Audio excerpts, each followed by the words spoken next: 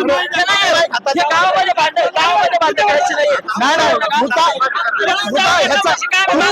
काय वाटतंय विखे की लंके? मी हा. एक 70 वर्षाचा मतदार आहे.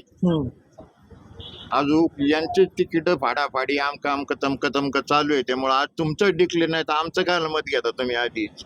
बरोबर. हो अजून बी वेळेपर्यंत ह्याच्यातला कोणला कट करतात आणि कोणला वर काढते तुम्हाला खात्री आहे का?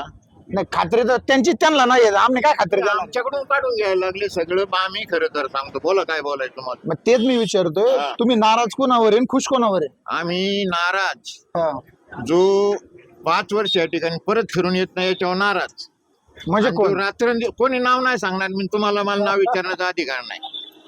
बर. तुम्हाला मला नाव विचारण्याचा अधिकार नाही. तुम्हाला पुढचं सांगतो. हा. तुम्ही कोणला मतदान करणार हे सुद्धा तुम्हाला विचारायचा अधिकार नाही.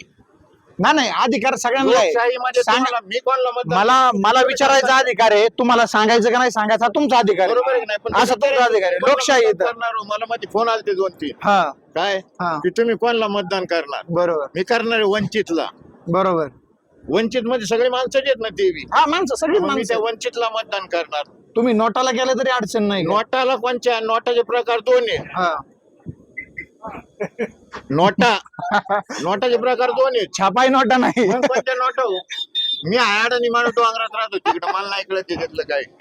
तुमच्या बोलण्यावरून कळतं तुम्ही किती अडाणी आहे किंवा काय. सरपंच चांगलं हे घाबरे तू. हा, बोल. बोला विचारलं. कोणची कामं करणं गरजेचं आहे नारायणगावांमध्ये सध्या? नारायणगावांमध्ये ना सगळ्यात महत्वाचा हा जो रोड आहे. हा. यापूर्वी नितीन गडकरी साहेब या रोडचे मंत्री होते. हा. दिलीप गांधी पासून हा रोड खडलेला आहे. हम्म. याला तुमच्या गावकऱ्याकडून काय सहकार्य भेटलेलं नाही हे बी सांगावं. हा. इथं उपोषणाला लोक बसली त्यांच्याजवळ कोणी आलं का हे बी सांगावं तुम्ही. हा. हा. मग का दिलीप गांधींनी का रोड अडवून ठेवला? हुकुमशाही दिलीप चालू होती. गांधीला काय आता ते चिल्लर घोटाळा त्याला भावला असं म्हणून ते इकडे डोकावला आलं नसतं. त्याची त्याला काय झालं असतं ते तिकडे माहिती. पण आमची जी समस्या आहे रोडची आज लहान लहान लेकरं घेऊन इथं 2-3 जणांचे जीव गेले. 2-3 आता तुम्ही तो- म्हणता मी 1000 म्हणतो. 1000 नाही गेले. 1000चा आकडा तुम्ही मला तो पुरा करून दाखवा. 100% 1000 गेले. अहो या नारायणगावला 1000 लोकसंख्या आमच्या नारायणगावांची नाही हो. बाहेरच्या कुठून आलं का हे उलटून पडत आहे ते मारत आहे कारण नसताना त्याचा परपंच उद्ध्वस्त आहे. हा. पण आता एवढे टक्केवारी मला नाही सांगता यायची. पण या शाळेतल्या मुलांची इथं मोठी हानी होऊन राहिलेली आहे. बरोबर. त्या पालकाला स्वतः इथून त्या मुलाला घेऊन शाळेत सोडायचं हा. आणि शाळेतून जाऊन परत त्याला न्यायला यायचं. त्यापेक्षा तो पालक शाळेत गेला काय फरक होईल. बरोबर. आता मला सांगा. तुम्ही हसू नका. नाही हा. पालकांना तुम्ही म्हणता शाळेत घालायला. हा. आता तू म्हणता दिलीप गांधींनी अडवून ठेवलं होतं हे पण मंजूर. त्यांच्यापासून अडत आले त्यांनी नाही गुतावलं. हा, तो मंत्री असताना खासदार असताना या भागातल्या लोकांनी प्रतिनिधित्व म्हणून निवडून दिला असताना तेव्हापासून हा रोड झालेला नाही. 100% चला तेव्हापासून नाही तेव्हापासून अडून झाला सगळं. आम्हाला आता 5 वर्ष झाले सत्ता पलटली. हा 5 वर्षात का नाही झाला? आता मला काय सांगता येईल. ते करणारे जे नेते होते हा. त्यांच्याजवळ गावाचे बोबाड गेलेले सगळं गेलेलं असून त्यांनी ते काम पूर्ण करणं त्यांचं काम आहे. बरोबर. आमच्यासारख्या मतदाराच्या काय हातात आहे. बरोबर. मतदारांनी जो प्रतिनिधी निवडून गेलेला आहे त्यांची कामं आहेत रोड करणं. का आम्ही घ्यायची का मेली. तुम्ही नाही काय मेले घ्यायची. मग माझा तुमची जी तळतळ आहे ना ती लोक प्रतिनिधीपर्यंत पोहोचलेली असं नाही. हा. त्याचा पाठपुरावा होणं गरजेचं आहे ना. आपण का फक्त आश्वासन द्यायची? पाठपुरावा करायचं कोणी आम्ही. त्यांनीच करणं गरजेचं आहे. तीच तळतळ तुम्ही मांडा मी असं म्हणतो मग तुम्हाला. मी तीच तळतळ करतो ना एवढं तोंडाला कोचा सांगत चहा सांगू पाणी सांगू सगळं होईल. हा. आता महत्वाचा मला एक मुद्दा हा, सांगा. बोला. पहिला झाला रोडचा प्रश्न. हा. दुसरा कोणता प्रश्न अडला तुमचा? दुसरा आमचा काहीच प्रश्न आला नाही. आम्ही कांद्याला घातले 10,000 हा. त्याचे घातले 6,000. हा. मी एक वावर विकले. कांद्याबाई. सगळे जे पाहिजे शेतकरी आहेत तोटे आता गाय मरायला लागल्यात हा. त्या बी विकायच्यात. हा. 1 लाखाची गाय जाते आता 45,000ला. बरोबर. बरोबर. 35 दूध विकास मंत्र्यांनी सांगितलं 35 रुपये भाव देऊ. हा. 35चा भाव आणला 20 रुपये भाव. बरोबर. 5 रुपये शेतकऱ्यांनी कुठून घालायचे. म्हणजे घर जाळून कोळशा धंदा आहे. कोळशाचा धंदा करायचा का हात काळे होते त्यांनी बी. आणि आता कोळशाला वॉन्टेड नाही राहिलेले. आता इलेक्ट्रिक जमाना आलाय. बरोबर. तुम्ही कोणत्या जमान्यात मला नाही सांगता येत. मला कोळशाचं संपलेला आहे खेळ. हा, म्हणजे लाखाचे 12,000 झालेच ना तुमचे. लाखाचे 12,000 झाले ही बात खरी झाली. या सरकारमध्ये लाखाचे 12,000 शेतकऱ्याचे नक्कीच झाले. म्हणजे तुम्हाला परिवर्तन अपेक्षित आहे. परिवर्तन अपेक्षित आहे. 100%. 100%. होईन का परिवर्तन झालं, विकास होईन गावचा? 99% परिवर्तन होईल, 1% फक्त बाकी ठेवतो कारण याच्यामध्ये वळ आहे. नाही, विकास होईन का गावचा? विकास हा होईल ना, तुमचे जे प्रश्न आहेत ते मांडलेले ते पूर्ण होतील? पूर्ण झाले तर विकास होईल. काय म्हणजे ही खात्री वाटते का परिवर्तनानंतर? होईल नक्की. नक्की. तुमचं काय मत आहे? लंके की विखे कोण यायला पाहिजे? डॉक्टर सुजय विखे पाटील. सुजय विखे पाटील. सुजय विखे पाटीलच काय यायला पाहिजे? सुजय विखे आदरणीय मोदी साहेबांच्या नेतृत्वाखाली बरोबर. आतापर्यंत 2014 2019 ला हा जसं कोरोनाचं संकट आपल्याकडे आलं हा 2020-21 पासून, हा तेव्हापासून गावातील, मी आता गावापुरच सांगतो, गावातील साधारणतः 400-450 लोकांना आज मोफत धान्य, मोफत रेशन मोदी साहेबांनी दिलेलं आहे. हा त्याच्यामुळे गावातली अशी 70% जनता अशी आहे का त्यांचं खरं रेशनवरच ते आपलं गहू तांदूळ जे भेटतात हा त्याच्यावर त्यांची उपजीविका चालू आहे. त्यामुळे मोदी साहेबांनी जे हा मोफत रेशन दिले त्याच्यामुळे गावातल्या बऱ्याच 50-60% लोकांना त्याचा फायदा झालेला आहे. आता लोकांचं म्हणणं काय आहे, तुम्ही मोफत रेशन देता हे मान्य आहे, पण तुम्ही दुधाला बाजार दिला तर आम्ही एकाच घेऊन खाऊ, ते आम्हाला परवडत आहे. दुधाला बाजार आता बाजार दुधाला 6-7 महिन्यापासून दुधाला बाजार कमी झाले. बरोबर. दुधाला ऑलरेडी पहिला 35-36 बाजार होताच ना, हा बरोबर आहे का नाही? त्यावेळेस देखील तुमचं महाविकास आघाडी सरकार नंतर महायुती सरकार आलं, बरोबर. त्यानंतर 35 रुपये बाजार होताच. हा. पण जागतिक बाजारपेठेत जर दुधाच्या पावडरची किंमत जर कमी झाली हा तर तुम्हाला ऑलरेडी दुधाचे भाव कमी होणारच, बरोबर आहे का नाही? आणि आता महायुती सरकारमध्ये आदरणीय पालकमंत्री महोदयांनी 5 रुपये तुम्हाला अनुदान देण्याचे जाहीर केले. बऱ्याच काही ठिकाणी बरेच जे खाजगी प्लांट आहेत, जे खाजगी प्लांट आहेत त्यांचे जे सरकारी प्लांट राहिलेत ना, आता खाजगीकरण झालेले.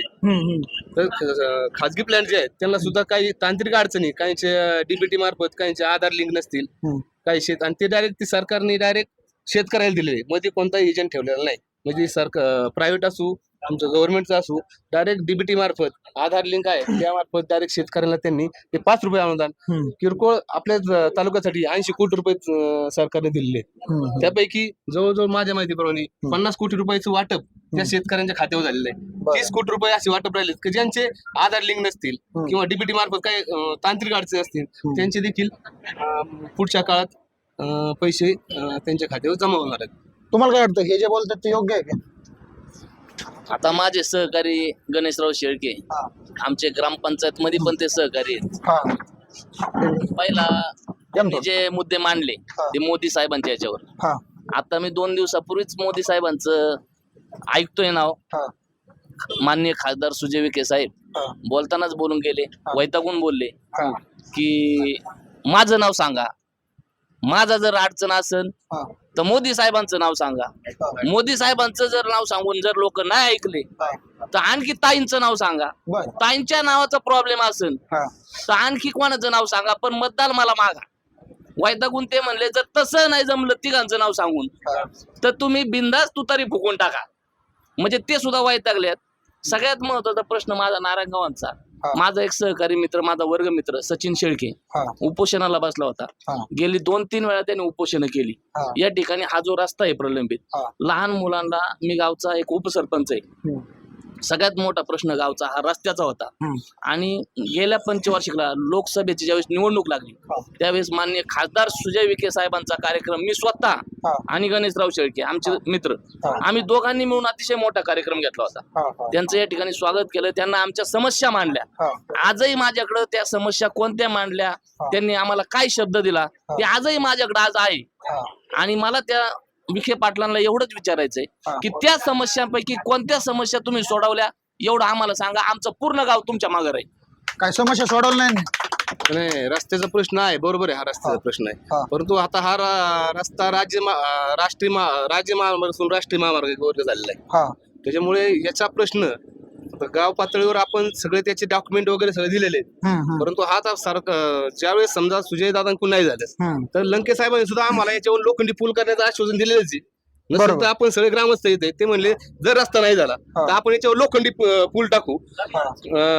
जेऊर या ठिकाणी किंवा वडाळा बरोबर तिथं जो हायवेला नगर औरंगाबाद हायवेवर जो पूल आहे तो करून देण्याचं त्यांनी पण मान्य केलं. कधी मान्य केलंय त्यांनी ते, म्हणजे प्रस्ताव कधी तुम्हाला, शब्द कधी दिलाय? शब्द आता 2 वर्षापूर्वी दिलाय. मग 2 वर्षात काय हालचाल नाही केली काहीच? 2 वर्षात या ठिकाणी इंजिनियर साहेब पाहून आले. मी स्वतः होतो. माझे सहकारी मित्र ग्रामपंचायत सदस्य विनायकराव शेळके होते. गावातले काही ज्येष्ठ मंडळी होते. या ठिकाणी त्यांनी हा रस्ता पाहिला. आता त्यावेळेस आमचं विषय असा चालला होता की हा रस्ता रुंदीकरण झाल्यानंतर तो पूल टाकायचा. कारण लहान मुलं जी पलीकडच्या जाधवमायातून किंवा हडवळ वस्तीवरून लहान मुलं शाळेसाठी येतात, त्यांना जाण्या येण्यासाठी इथं खूप मोठी अडचण होती. त्या मुलांसाठी आणि वृद्ध माणसांसाठी सध्या काय होतं, हॉर्नचा आवाज म्हाताऱ्या माणसांना ऐकू येत नाही, त्यामुळे ऍक्सिडेंट जास्त होतात. किंवा लहान मुलांना थोडस जजमेंट कमी असतं जाण्या येण्याचे, त्यांच्यामुळे ऍक्सिडेंट कमी होतं, म्हणजे ऍक्सिडेंट होतात. तर त्या ह्या गोष्टीमुळं जो पूल आहे तो लोखंडी पूल जसा गोडेगावला आहे त्या पद्धतीत आपल्याला या ठिकाणी करायचा आहे. आमदार साहेबांनी ते आश्वासन पण दिले. मधल्या काळामध्ये आमदार साहेबांचं सरकार थोडस अडचणीत आलं, त्यामुळे आमदार साहेबांना थोड्याशा काही तांत्रिक अडचणी आल्या, परंतु तो 100% विषय मार्गी लागल. आणि मला सगळ्यात महत्वाचा प्रश्न विचारायचा आहे की गेल्या 5 वर्षात नारायण गावांमध्ये किती समस्या आल्या असतील, किती सुख दुःख झाली असतील, खासदार साहेब किती वेळा आले आणि आमदार साहेब किती वेळा आले, याचा लेखाजोखा तुम्ही आम्हाला सांगावा. आम्ही तुम्ही म्हणता तिथं मतदान करू, मतदानाचा विषय नाही. आता मला सांगा, या ठिकाणी रस्त्याच्या संदर्भात 7 दिवस या ठिकाणी माझे सहकारी सचिनराव शेळके गावासाठी, गावच्या विद्यार्थ्यांसाठी, वृद्धांचे जे ऍक्सिडेंट होतात त्यासाठी उपोषण केलं. उपोषण 7 दिवस केलं. 7 दिवस कोणी फिरकलं सुद्धा नाही. या ठिकाणी आमदार साहेबांना ज्यावेळेस कळालं की एक गावचा एक सुपुत्र या ठिकाणी उपोषण करतोय, त्यावेळेस आमदार साहेब सगळं हातातलं काम सोडून या ठिकाणी हजर झाले. नुसते हजर नाही झाले तर या ठिकाणी कलेक्टर साहेबांना फोन लावून लगेच रस्त्याविषयी जे काय अडचणी आहेत, ते काला वगैरे ज्या गोष्टी माणूस नेमायचा होता त्या अधिग्रहणासाठी, ह्या गोष्टी सगळ्या आमदार साहेबांनी इथं बसून समोर मार्गी लावल्या. करतो बोलतो नाही, या आमच्या सगळ्या गावकऱ्यांसमोर मार्गी लावल्या. आजही माझ्याकडे ते व्हिडिओ आहेत, माझ्याकडे इथं गावातले पुरावे आहेत. हा गोष्टीला लय नाही 2च महिने झालेत. आमदार साहेबांनी स्वतः येऊन तो विषय मार्गी लावला. आजही तुम्हाला सांगतो, या रस्त्याचा विषयासाठी ते 2-3 वेळा माझ्या सोबत कलेक्टर ऑफिस जिथं बांधकाम विभागाशी संपर्क केलाय, बांधकाम विभागाच्या पालवे साहेबांशी संपर्क केला आणि तो विषय मार्गी लावण्याचा 100% आमच्या आमदार साहेबांकडून 100% निलेश लंके साहेब करतील. आणि मला एवढंच विचारायचं आहे की जर आमच्या रस्त्याचा प्रश्न जर खासदार साहेब एकदा सुद्धा जर ढोकून पाहायला तयार नसतील, मला स्वतः वैयक्तिक त्यांनी कित्येकदा मी माझ्या सहकाऱ्यांसोबत, आज ते समोर आहेत, त्यांना विचारावं की गावचे सरपंच, गावचे सर्व सहकारी, ग्रामपंचायत सदस्य गावच्या मागण्या घेऊन खासदार साहेबांकडे किती वेळा गेले आणि गावासाठी कोणती कामं दिली, हे मला त्यांना विचारायचंय. त्यांनी त्याचं उत्तर द्यावं. आता ते उत्तर देतील ते मान्य आहे, सगळं मान्य आहे. पण काही दिवसांपूर्वी विखे पाटील बोलताना बोलले होते मीडिया समोर की लंके हे गुंडगिरी करतात सुपा MIDC मध्ये. याच्यावरती तुमचं काय मत आहे? लंकेंनी जर गुंडगिरी केली असती तर या ठिकाणी MIDC आलीच नसती, नवीन उद्योग आले नसते. मला एक सांगा, जर गुंडगिरी म्हणजे काय, मला हेच कळालं नेमकं. हा जो विषय गुंडगिरीचा, हा एक लोकांच्या मनात संभ्रम निर्माण करायचा, लोकांच्या मनात एक जे नेत्यांविषयी किंवा लंके साहेबांविषयी जी सहानुभूती, ते एक वेगळं त्यांचं चरित्र तिथं उभं करायचं आणि त्यापासून त्यांना फायदा मिळवायचा आहे. इलेक्शन आल्यानंतरच आता खासदार साहेब सगळ्या ह्या गोष्टी बोलायला लागल्यात. मग मी सांगतो माझ्या गावात ज्यावेळेस त्यांनी खासदारकीच्या इलेक्शनला मागच्या वेळेस आले, त्यांचं भाषण आहे माझ्याकडं, आजही तुम्ही आठवा की ते म्हणले मी आता मला फक्त एकदा निवडून द्या, एकच चान्स द्या म्हणले, मला एकदा चान्स द्या, बघा मी काय करतोय. तर आम्हाला सर्व आम्ही तरुण त्यांच्याकडे भाळलो, आम्ही स्वतः मतदान केलेलं आहे त्यांना मागच्या वेळेस. तर त्यावेळेस ते काय बोलले होते की मला एकदा चान्स द्या, या ठिकाणी MIDC मध्ये मोठ्या प्रमाणावर मी रोजगार उपलब्ध करून देईन. गावातले किती तरुण लावले, किती जणांना रोजगार उपलब्ध करून दिला, मला खासदार साहेबांनी सांगावं. शिवाय त्याच भाषणात ते म्हणले या तालुक्यातली गुंडगिरी मोडून काढण्यात मी समर्थ आहे, मला एकदा निवडून द्या. मग का नाही काढली? होती ना गुंडगिरी, दाखवा ना मोडून. होती ना, तुम्ही म्हणताय ना गुंड आहे, दाखवा मोडून. काय गुंडगिरी केली ते दाखवा. उलट आता गुंडगिरीची भाषा ते करतायत. आमच्या बऱ्याचशा लोकांना दमदाटी करण्याचा प्रयत्न झालाय. ए बाबा तू त्याची पोस्ट टाकू नको, तू व्हॉट्सअपवर त्याचं व्हायरल करू नको. आज सकाळी माझ्याकडे एक तक्रार आली, मला नाव सांगायचं नाही, पण गुंडगिरी कोण करतंय हे जर तुम्ही स्वतःच्या मनाला विचारलं तर तुमच्या लक्षात येईल. कोण करतंय गुंडगिरी? कोण करतंय? गुंडगिरीचा विषय जो आमचे सहकारी राजा बोलून मांडला, तर ठीक आहे, गुंडगिरी सोशल मीडिया, व्हॉट्सअप, इंस्टाग्राम या बाबतीत काही सन्माननीय खासदार सुजयदारांनी काही फारसं त्याला महत्व दिलेलं नाही. तुम्ही वैयक्तिक तळागाळापर्यंत शेवटच्या घटकापर्यंत जाऊन जर व्हॉट्सअप मार्फत जर सगळ्याच गोष्टी तुम्ही व्हॉट्सअप जर पाहिलं किंवा फेसबुक पाहिलं तर फेसबुकला आपण काय करतो, एडिट करून काय करतो, एडिट करून बातम्या पोस्ट काय करतो. सगळीकडे करतात. म्हणजे आम्हाला सांगणं त्यांचं असं आहे का फार तुम्ही व्हॉट्सअपवर, इंस्टाग्रामवर, फेसबुकवर फार लक्ष देऊन त्यात वेळ घालवण्यापेक्षा सर्वसामान्यांचे प्रश्न सोडवण्यासाठी जे तुमच्या पद्धतीने तुम्हाला करता येईल ते सर्वसामान्यांचे प्रश्न सोडवण्यासाठी तुम्ही त्या सर्वसामान्य गरीब माणसापर्यंत जा. आणि फारले त्यांनी असं म्हणजे कोण गुंडगिरी किंवा कोण काय करतं या गोष्टी मला पडायचं नाही. कारण की पूर्ण तालुक्याला माहितीये, पूर्ण नगर दक्षिण मध्ये 6 तालुक्याला पण माहितीये कोण करतंय. आपण त्या गुंडगिरीच्या माध्यमामार्फत किंवा गुंडगिरी कोण करतंय याच्या आपल्याला कोणाचं नाव उल्लेख घेऊन टीका करायचं काही कारण नाही. आणि विषय असा आहे की रोजगाराचा विषय झाला तर राजा म्हणून सांगितलं का हो गेल्याच 5 वर्षापूर्वी सन्मानित खासदार साहेबांनी सांगितलं होतं की मी रोजगार उपलब्ध करून देईन. पण माझ्या माहितीवर IQ माहितीप्रमाणे सुपा मस्तेफाटा MIDCतल्या 4 कंपन्या तुमच्या इथून ह्या गुंडगिरीमुळे आज बाहेरच्या राज्यात गेलेल्या आहेत. याची कल्पना आपल्या तालुक्यात सगळ्यांना आहे. म्हणजे जर एका कंपनीत जर समजा माझ्या माहितीप्रमाणे 4 कंपन्या गेल्या, एका कंपनीमध्ये एका शिपला 1,500 मुलं काम करत होती. म्हणजे ती त्यांची अरेंजमेंट होती 1,500 एका शिपला. मग 3 शिपचे माझ्या मते 4,500 मुलांना काम मिळालं असतं. अशा 4 कंपन्या गुंडगिरीमुळं किंवा तिथल्या प्रस्थापितांमुळं त्या कंपन्या आज अहमदाबादला गेल्या, बाहेर कुठं गेल्या. म्हणजे आज जवळजवळ 9,000 ते 10,000 मुलांचा रोजगार या कंपन्या बाहेर गेल्यामुळं झाले आहेत. बरं, दुसरा मुद्दा असा की समजा आपण म्हणतो रोजगार मिळाला पाहिजे, किती मुलं रोजगार घेऊन आपल्या परिसरातले किती मुलं गेली रोजगार मिळाला. खासदार साहेबांनी नगरला 2 महिन्यापूर्वी रोजगार मेळावा आयोजित केला होता न्यूयॉर्क कॉलेजच्या मैदानावर. किती मुलं आपली रोजगार मिळाली गेली हा एक प्रश्न माझ्यासारख्या सर्वसामान्य कार्यकर्त्याला. आपण जर तिथपर्यंत गेलं नाही तर आपल्याला स्वतःहून रोजगार मिळणार आहे का? म्हणजे हा माझा मुद्दा आहे. आणि दुसरा मुद्दा आला का सुखदुःखाचा मुद्दा आला, सगळ्या गोष्टी आल्या. पण आज जर विचार केला तर नगर दक्षिण लोकसभा मतदारसंघात जवळजवळ 1200 ते 1300 गाव आहेत. बरोबर आहे. आज खासदाराचं काम समजा खासदाराचं इन केस त्या रूटला असेल तर खासदार साहेब निश्चित जाऊ शकतात, त्यांच्या परिवारात कोणी जाऊ शकतं. बरोबर आहे. पण त्यांना जर 1000-1200 गावांचं जर प्रतिनिधित्व किंवा 1000-1200 गावाच्या लोकांचं जर मत लोकसभेत मांडायचं असेल किंवा त्यांच्या गोष्टी त्यांच्या अडीअडचणी जर सोडवायच्या असतील तर आज 1000-1200 गावाला द्यायला त्यांना थोडासा वेळ कमी पडतो. पण निश्चितच भविष्य काळात निश्चितच त्यांच्या परिवारातील पालकमंत्री महोदय असतील, नामदार शालीनताई विखे पाटील असतील, रणरागिनी महिला बचत गटाच्या अध्यक्षा धनश्रीताई विखे असतील, या सर्व माध्यमातून आज त्या पूर्ण मतदारसंघात आज फिरून त्यांच्या शेवटच्या घटकापर्यंत ते आपलं वेळ देण्याचा प्रयत्न करत आहेत. आता इथपर्यंत हा झाला मुद्दा रोजंदारीचा वगैरे, कंपन्या पळून गेल्या किंवा काय झालं हा पण मुद्दा झाला. आता सगळ्यात महत्वाचा मुद्दा जो तालुक्याला खटला, जिल्ह्याला खटला, तो असा, विखे स्वतः डॉक्टर होते, विखेंची मेडिकल कॉलेज आहेत. आता काल परवा त्यांच्या काकांचं अशोक विखेंचं स्टेटमेंट आलंय का त्यांच्या ज्या थोडक्यात जी डिग्री आहे ते एक प्रकारची फेक डिग्री, थोडक्यात त्यांच्या बोलण्यातून ते असं जाणवत होतं. मग ह्याच कारणामुळे त्यांनी कोविड मध्ये काम कमी केलं का?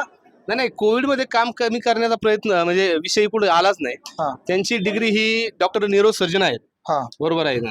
फेक डिग्री अशी आज महाराष्ट्र राज्यामध्ये फेक डिग्री वाले किंवा बोगस डिग्री वाले पुढे चालले नाही. आपल्या जिल्ह्यातले अनेक उदाहरणं साक्षीदार आहे या गोष्टीची. ज्यांनी फेक डिग्र्या घेतल्या, ज्यांनी बोगस डिग्र्या घेऊन त्यांचे दवाखाने त्यांचं दुकानदारी कुठे चाललेली नाही. पण कुठंतरी एक परिवारात मध्ये थोडस अंतर निर्माण करून गेल्या लोकसभेला सुद्धा सन्माननीय अशोक विखे पाटील साहेबांनी स्वतः पवार साहेबांच्या मंचावर जाऊन डॉक्टर सुजय विखे पाटलांवर सडकून टीका केलेली आहे. कारण की आपण जो म्हणतो ना भावकीचा विषय, भाऊबंदकीचा विषय, हा त्यांनी विषय हा खुल्या स्टेजवर ओपन केलेला आहे. त्याच्यामुळे डॉक्टर सुजय विखेंबद्दल ज्यांनी ते स्टेटमेंट केलं अशोक विखे पाटलांनी, तर यात फारसं असं तथ्य नाहीये आणि त्याकडे मी फार असं गांभीर्याने लक्ष पण देत नाही.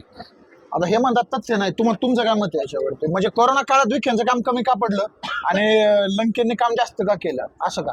आता ह्याच्यावरती दुसरा प्रश्न म्हणजे त्याला जोडून असं घेतो, विखे बोलता बोलली की माझ्या हॉस्पिटलमध्ये जर 70 वर्षाच्या माणसाला ऑक्सिजन कमी पडतोय तर मी त्याला ऑक्सिजन देत बसायचा की मी फोटोशूट करायचं, घे बाबा माझा फोटो काढून ते सोशल मीडियाला व्हायरल कर, असं निलेश लंकेंनी भरपूर केलं, असं त्यांचं म्हणणं आहे. याच्यावर काय मत आहे? आता मला कोरोना काळाबद्दल जर बोलायचं म्हणलं तर मला 1 दिवस कमी पडेल, असं आमच्या पारणे तालुक्याच्या आमदारांचं काम आहे. अख्खा तालुका जाणतोय, गोरगरीब जनता जाणती. त्यावेळेस स्वतः नवरा बायको जर दोघ जण असेल तर एकमेकाला भाकर द्यायला घाबरत होते. बायको नवऱ्याला घाबरत होती भाकर द्या जवळ जाऊन द्यायला. कोरोना झाला मी स्वतः अनुभवलंय. मी माझ्या गावामध्ये सुद्धा कोविड सेंटर उभं केलं. माननीय लोकनेते निलेश लंके साहेबांनी शरद पवार भाळवणीला जे उभं केलं ते पाहून त्यांच्यापासून जी प्रेरणा घेऊन मी म्हणलं की स्वतः एवढे मोठे आमदार एवढ्या कोरोना काळात या ठिकाणी सगळे नेते घरात जाऊन बिळात जाऊन बसले होते. कोणीच बाहेर दिसत नव्हतं. तुम्हाला सांगतो सगळेच जीवाला घाबरून घरात बिळात जाऊन बसले होते. पण हा जो पारनेर तालुक्याचा आमदार आहे यांनी स्वतःच्या जीवाची अजिबात पर्वा केली नाही. माझ्या गावातील बरेचसे कोविड झालेले पेशंट मी स्वतः पाळवणीला नेऊन घातले. पाळवणीला स्वतः आमदार साहेबांनी त्यांना सगळ्यात महत्वाचं पाठीव आधार दिला. काहीच होत नाही तुला काहीच होत नाही मी आहे एवढा आधार दिला तरी माणूस निम्मा बरा होत होता.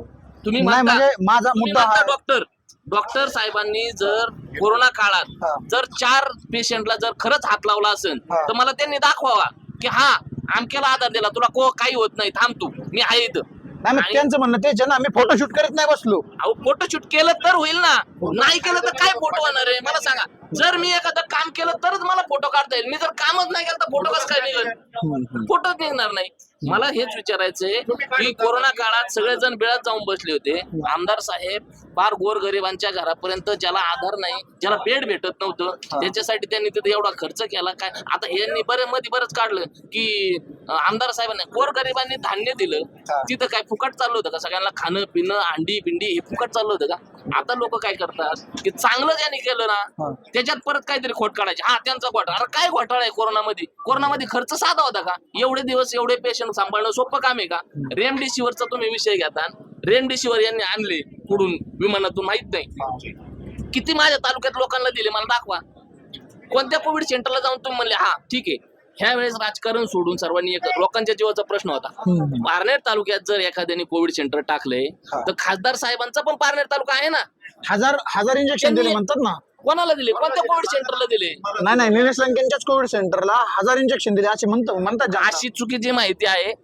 आमदार साहेबांनी स्वतः रेमडेसिवीर साठी किती त्यांनी प्रयत्न करून कुठून मिळवले आम्हाला माहिती आहे. एखादा जर गरीब पेशंटला लागलं तर आमदार साहेबांना सांगितलं तर कुठून कसे उपलब्ध करून दिले त्यांनी हे त्यांना माहित.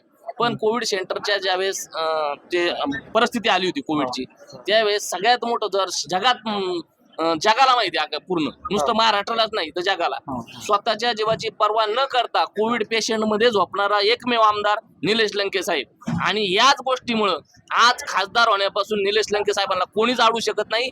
ज्या लोकांचे गरिबांचे प्राण वाचलेत ते आज किती पैसे द्या किती काही करा पण मतदान मात्र लोकनेते निलेश लंके साहेबांनाच होणार आणि खासदार मात्र फक्त लंके साहेबच होणार. ही या ठिकाणी आज आम्हाला पूर्ण चित्र दिसत आहे. आजच्या कालच्या 2-3 दिवसाच्या स्टेटमेंट वरून खासदार साहेब वैतागलेले दिसले आम्हाला. वैतागून म्हणले वाजून टाका एकदा चित्तू तरी. आणि मग आता त्यांनीच सांगितले म्हणले आमचे पण गावातले सहकारी थोडेसे म्हणले बा मला की आता आमचे खासदार साहेबांनी थोडा आम्हाला सपोर्ट दिलाय जाऊ दे आता आम्ही उघड होतो. काय वाटतं तुतारी वाजन काय. नाही तुतारी आमच्या सहकार्यांचे विषय मांडला तुतारी वाजत तो त्यांचा वैयक्तिक मत आहे असेल त्यांचं मत. ते म्हणतात विखे वैतागले बाबा आता जाऊ दे मोरदे वाजू दे एकदा तुतारी. विखे वैतागलेला प्रश्नच नाही. ते गेले 55-60 वर्षापासून जी त्यांच्या घराण्याची परंपरा आहे म्हणजे ते वैतागून म्हणले तुतारी. पण त्याचा मीडियावाल्यांनी प्रिंट मीडियावाल्यांनी थोडासा वेगळा अर्थ घेतला. जर तुम्हाला समजा ज्या आता राजभवन सांगितलं कोविड सेंटर मध्ये जे काम केलं परंतु गेले कैलासवासी पद्मभूषण बाळासाहेब विखेंनी जवळजवळ 50 वर्षापासून मिळत घाट असेल प्रवरा नगर असेल तिथे हजारो लोकांना मोफत त्यांनी आतापर्यंत जीवदान दिलं काम केलेलं आहे. आपल्या तालुक्याची परिस्थिती आहे. आपल्या तालुक्यामध्ये जवळजवळ माझ्या माहितीप्रमाणे 56 कुटुंब जे 56 कुटुंब असे की डॉक्टर पद्मभूषण डॉक्टर बाळासाहेब विखेंनी त्या परिवारातील एखादा करता माणूस गेला अपघाती गेला म्हणजे त्या कुटुंबातील एखादा माणूस जर एक्सपायर झाला तर त्या कुटुंबाची सर्व जबाबदारी आज डॉक्टर सुजय विखे आणि जैनसेवा फाउंडेशन घेत आहे. म्हणजे आपलं सरकारी कर्मचाऱ्याचा पगार 1 तारखेला 4 तारखेला होऊ शकतो 10 तारखेला होऊ शकतो परंतु जैनसेवा फाउंडेशनच्या मार्फत जे त्यांनी ही जे दत्तक योजना घेतलेली आहे तो 1 तारखेला म्हणजे 1 तारखेलाच त्या परिवाराला ती आर्थिक मदत जैनसेवा फाउंडेशन मार्फत जाते. त्या परिवारामधील मुलींचं शिक्षण मुलाचं शिक्षण त्या मुलीच्या लग्नाची जबाबदारी देखील आज डॉक्टर सुजय विखे पाटील आणि विखे पाटील परिवाराने घेतलेली आहे.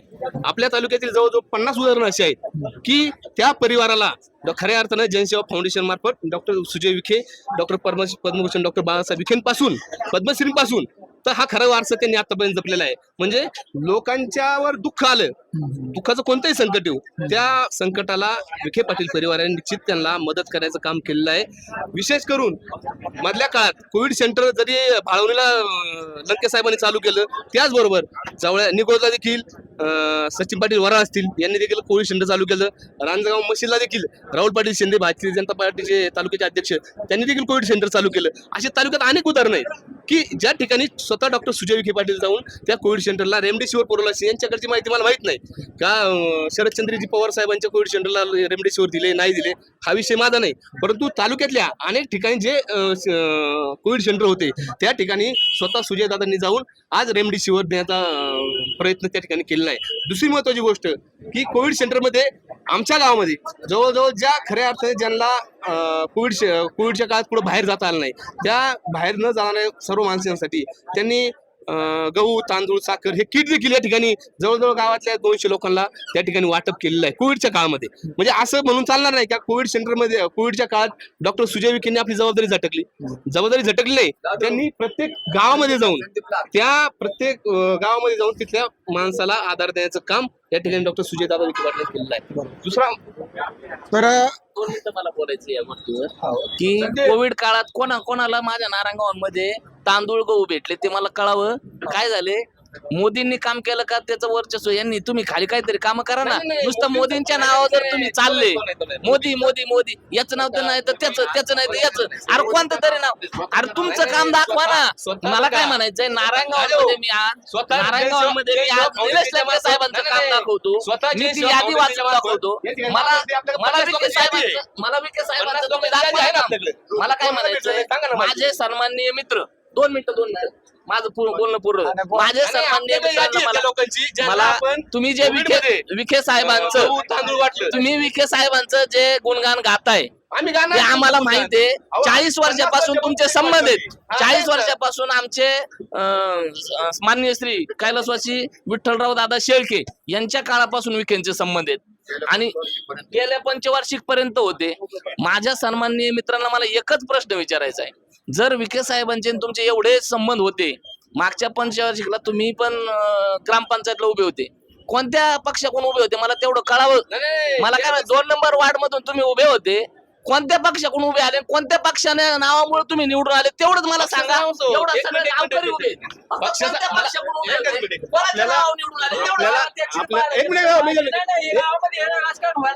या ना पुढं.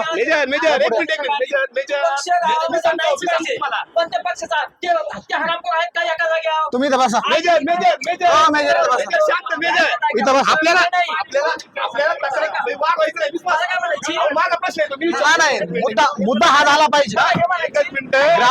गावामध्ये असू नाही तर मोठ्या याच्यामध्ये असू, मला काय म्हणायचं की जो व्यक्ती ज्या पक्षामधून किंवा ज्या पॅनल मधून इलेक्शनला उभा राहिल्यानंतर जन्म देताना बापा एक, निवडून आल्यावर दुसरा, का असं करतात? मला हे म्हणायचंय, हे आपल्या लेवल नसतंय, त्याच्यामुळे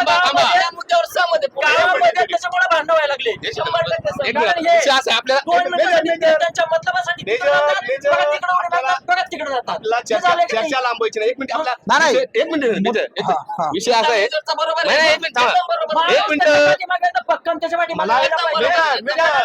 पॅनल मध्ये मला दुसरा भाव, म्हणजे पहिला एकाने केलं, आई दुसरी, पॅनल तिसरीकडं. हे काय चुकीचं आहे ना?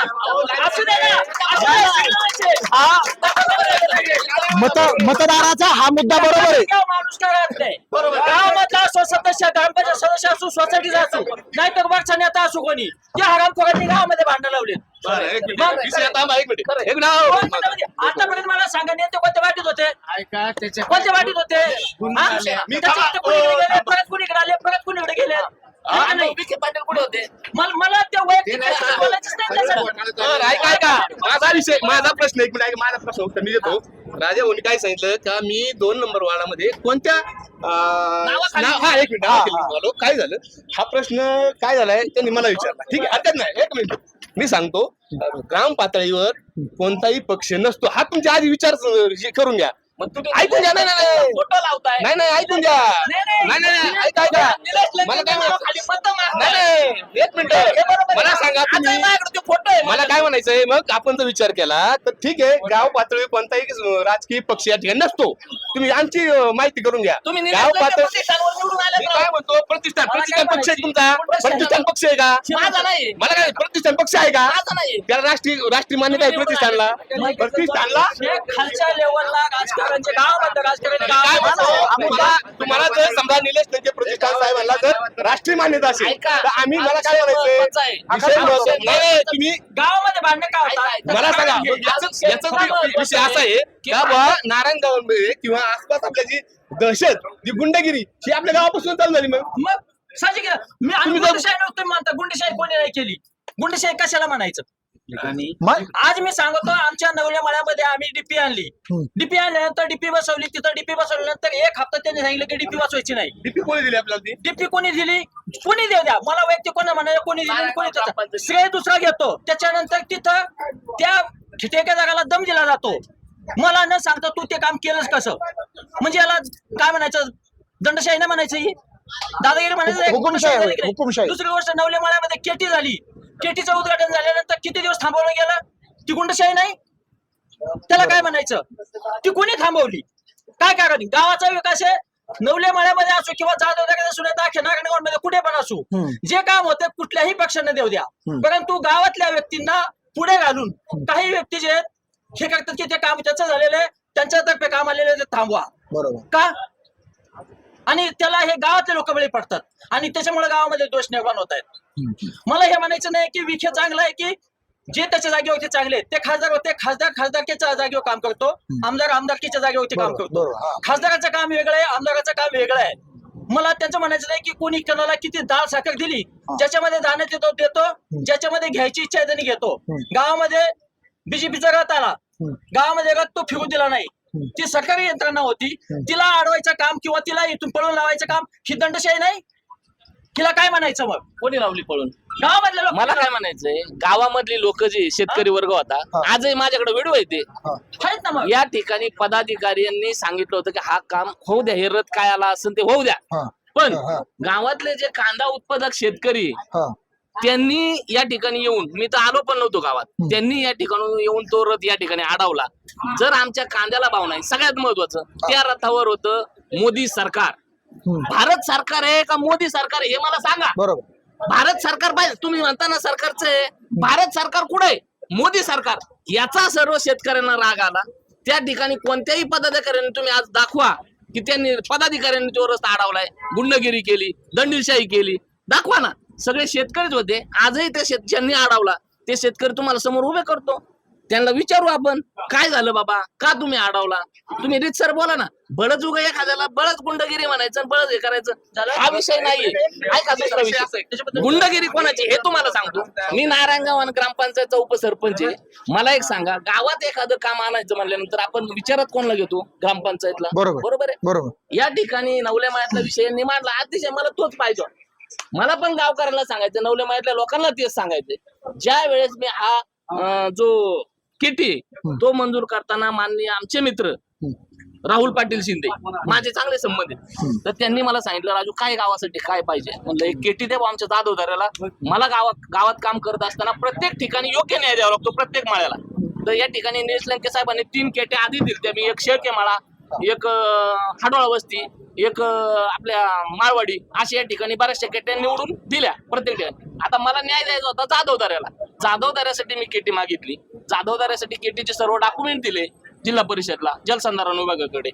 राहुल पाटलांनी मला सांगितल्याप्रमाणे मी सगळे डॉक्युमेंट पोच केले.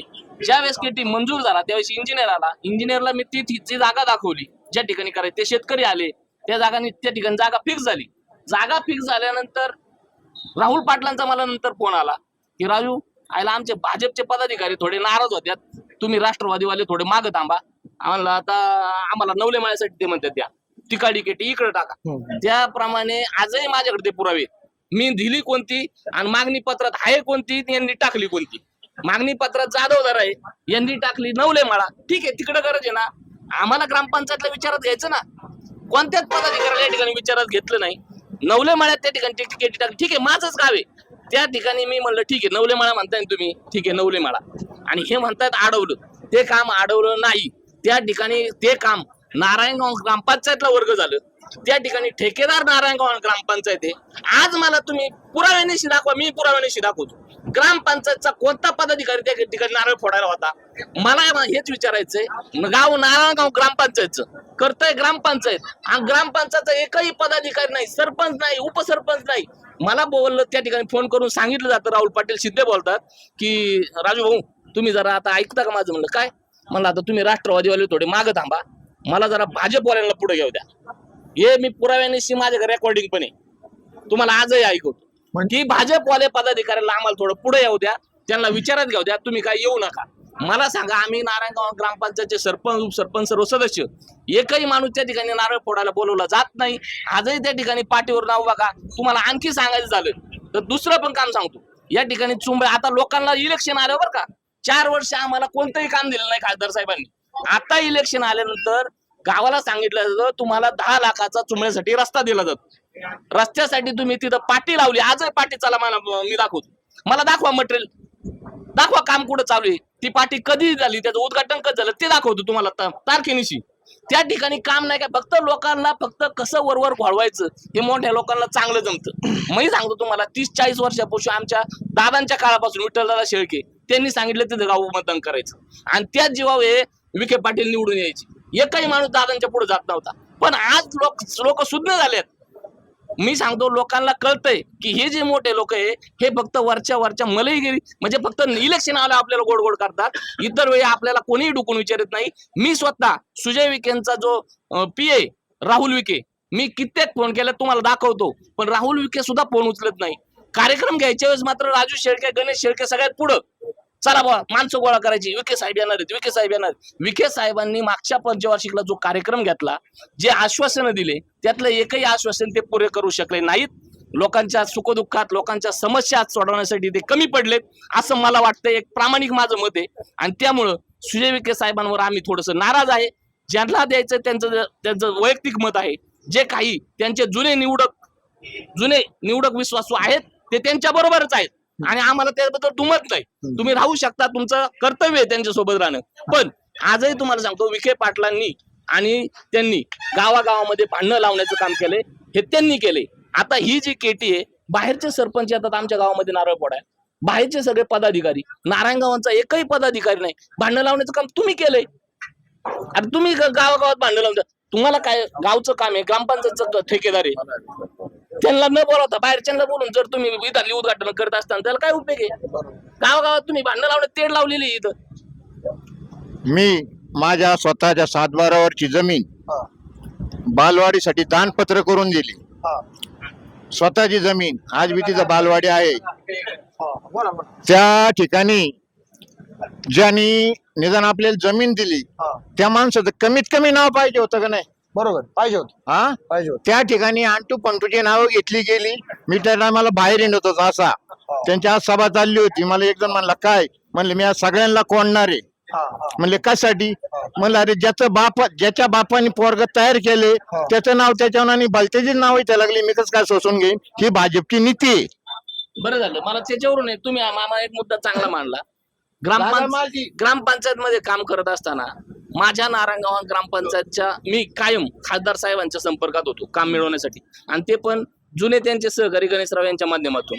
मी नारायणगाव मुस्लिम दंपल मूवीचा अतिशय जुना विश्वास आहे, म्हणजे विषय इतका जुना आहे की त्यासाठी आज माझ्या मुस्लिम बांधवांना जर एखादं मयत झालं तर ते न्यायचं कुठं हे सुद्धा अडचण होती. कित्येकदा त्यांच्या मयती अडवलेले आहेत, सगळ्यांना माहिती आहे, जागा नसल्यामुळं. ह्या जागेचा प्रश्न सोडवण्यासाठी मी सगळ्यात जवळचे सहकारी त्यांचे विठ्ठलदादांचे नातू म्हणून त्यांना घेऊन गेलो. प्रस्ताव नेला, एवढा मोठा बंच आज तुम्ही समोर आहे, तुम्ही फक्त नाही म्हणा. राहुल पाटील शिंदे होते. आम्ही कलेक्टर ऑफिसला गेलो, प्रस्ताव त्या ठिकाणी मी ऑलरेडी आधी जमा केला. मी त्यांना हा प्रस्तावाचे एक बंच दिला, म्हणलं असा प्रस्ताव आहे साहेब, आमचं तेवढं काम मार्गी लावा. मला फक्त आश्वासन दिलं. या गोष्टीला झाले 2.5 वर्ष. आश्वासन हा करतो बघतो. बंच घेतला, ते जवळजवळ माझ्या त्या बंचला 700-800 रुपये 700-800 ऐकून घ्या 700-800 रुपये गेले आणि नगरला हेल्पाटे घालण्यासाठी नगरला हेल्पाटे घालण्यासाठी माझं वैयक्तिक डिझेल किती वेळ गेले माझं मला माहित. चाला प्रश्न थांबा का? अजून सुटला नाही. थांबा. हा प्रश्न मुस्लिम दफनचा त्यांनी मार्गी लावला नाही. ऐका, मुस्लिम दफनचा मार्गी लावला नाही. आता इलेक्शन आल्यावर माझ्या मुस्लिम बांधवांना सांगितलं गेलं की तुम्हाला 8 लाखाचा निधी तुम्हाला कंपाऊंड साठी दिला जातोय. 8 लाखाचा निधी आता सांगितलं जातं. कधी इलेक्शन आल्यावर 4 वर्ष कुठे गेलते हो तुम्ही? का नाही तुम्हाला दिसलं? दुसरी गोष्ट माझ्या गावात जिल्हा मराठा संस्थेची एक शाळा हायस्कूल आहे. 8वी ते 10वी पर्यंत हायस्कूल आहे. त्या हायस्कूलचे क्लार्क म्हणून माझे मित्र आहेत. या ठिकाणी त्यांना सोबत घेऊन मी सुजय विखे साहेबांकडे गेलो होतो. त्या इमारत नाही त्या शाळेला, तर आम्ही ग्रामपंचायत मार्फत आपण त्याला एक जागा देणार होतो 8 ते 10 गुंठे, आणि त्या जागेत नवीन इमारत होई अशी आमची सर्वांची इच्छा होती. नंदकुमार झावरे साहेब यांच्याकडे मी स्वतः गेलतो. गणेशराव होते आमच्या शाळेच्या मुख्याध्यापिका, शेळके मॅडम होत्या. आम्ही त्या ठिकाणी ती शाळेची जागा मागण्यासाठी प्रस्ताव तयार केला. तो प्रस्ताव घेऊन खासदार साहेबांकडे गेलो. माझे मित्र गणेशराव शेळके आणि मी दोघं सोबत होतो. त्यांना त्या जागेविषयी म्हणलं आम्हाला अशी जागा पाहिजे, तुम्ही थोडीशी मदत करा, वरच्या पातळीवर झालं तर लवकर होईल. त्यांनी डायरेक्ट आम्हाला तिथं त्या ठिकाणी सांगितलं त्या संस्थेला जागा देता येणार नाही. आम्ही आमची पोरं कुठं पाठवायची शाळेत? आम्ही नवीन बिल्डिंग पोरांना बांधायची. त्या ठिकाणी बिल्डिंग सध्या जुनी आहे, कधी पडू शकते. मला हे विचारायचंय की जर अशा समस्यांना, छोट्या मोठ्या समस्यांना जर खासदार साहेब आमच्या कामा येत नसतील तर त्यांचा उपयोग काय आहे? पदावर राहून 4 वर्ष तुम्ही इकडे तिकडे बोंबलत हिंडायचे, मग शेवटच्या वर्षी तुम्ही फक्त आम्हाला गुलाबजामुन दाखवायचे, धरा तुम्हाला हे काम, धरा तुम्हाला हे काम. आणि कुठे चालू तर कुठंच नाही, फक्त धरा गुलाबजांबू आणि कुठे गुलाबजांबू फक्त वर लटकत ठेवलाय. खायचं कधी? जे माझे सहकारी यांनी जी तळमळ याची व्यक्त केली, साहजिकच ती तळमळ बरोबर आहे. आज ते गावचे सरपंच यातला एक शब्द ऐका मी सगळं समर्थन करतो तुमच्या मुद्द्याचं. तुम्ही जे मुद्दे मांडले ते तळमळ, तुम्ही गावासाठी तळमळ बरोबर आहे, एक्झॅक्ट बरोबर, कारण की तुम्ही गावचे प्रमुख आहे आज. बरोबर बरोबर आहे का? गावाने तुम्हाला 1200-1300 लोकांनी गावाला निवडून दिलंय. तुम्ही तळमळ बरोबर आहे, परंतु पहिला मुद्दा असा की मुस्लिम दफनभूमीचा विषय, मुस्लिम दफनभूमीचा 2.5 वर्षापूर्वी दिला, 2 वर्षापूर्वी दिला, 4 वर्षापूर्वी, हे 100% बरोबर आहे. तुम्ही सुद्धा होते सोबत. मी होतो ना, मी सांगतो ना, मी होतो ना. एक विषय घेऊ आपण मुस्लिम दफनभूमीसाठी. ज्या वेळेस मुस्लिम दफनभूमीसाठी गायरानामधली जी जागा 1 एकर देण्यात चाललं होतं, त्या विषयाचा प्रस्ताव माननीय कलेक्टर महोदयांकडे गेला होता. 2.5 वर्षापूर्वी. माझं म्हणणं आहे का 2.5 वर्षापूर्वी महाविकास आघाडीचं सरकार होतं, बरोबर आहे की नाही? महाविकास आघाडी सरकारमध्ये भारतीय जनता पार्टी विरोधात बसली होती, बरोबर आहे? त्यावेळेचे महसूल मंत्री माननीय बाळासाहेब थोरात होते. ते आदरणीय लंके साहेबांच्या एकदम जवळचे होते. आज त्यांच्या स्टेजवर जाऊन त्यांच्यासाठी मतं मागतायत. म्हणजे त्यावेळेस जर 4 वर्षापूर्वी जर यांनी प्रस्ताव दिलेला असला तर माननीय महसूल मंत्री महोदयांनी यात लक्ष घालून एक आमदार निलेश लंके साहेबांचा मतदारसंघातलं एक गाव आहे, त्या गावातील मुस्लिम दफनभूमीसाठी जागा नाही, तर त्याच महसूल मंत्री महोदयांनी, म्हणजे माजी महसूल मंत्री महोदय माननीय बाळासाहेब थोरात साहेब यांनी श्रीगोंदा तालुक्यातील माझ्या माहितीने श्रीगोंदा तालुक्यातील एका गावाला 1 तासामध्ये मुस्लिम दफनभूमीसाठी 1 एकर जागा दिली. ह्या गोष्टीला सन 2021-22 मध्ये ही गोष्ट माझा ऐका तुम्ही. जर माजी महसूल मंत्री बाळासाहेब थोरात साहेब जर 1 तासात श्रीगोंदा तालुक्याला न्याय देऊ शकतात, तर मग नाही माजी महसूल मंत्री म्हणतो, तुम्ही ऐकून घ्या. दूर त्यावेळेस महाविकास आघाडी सरकार होतं, माननीय आमदार निलेश लंके साहेब हे सरकारमध्ये होते.